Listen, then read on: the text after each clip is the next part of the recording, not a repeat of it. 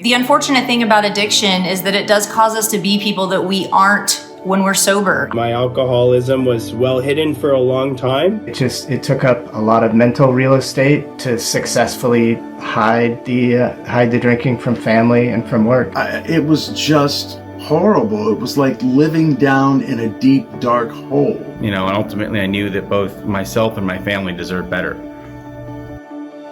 I started searching online and I came across Soberlink. What Soberlink gave me was the ability to back up what I was saying with my actions and give them that added security that they knew I was telling the truth. That just kept pushing my honesty. Like, there was nowhere to go but be honest. My marriage has blossomed. My relationship with my children is intact again. If you're ready to stop being the person you don't want to be and you want to start being the person you know you can be, Soberlink is definitely here to help you. They've helped me.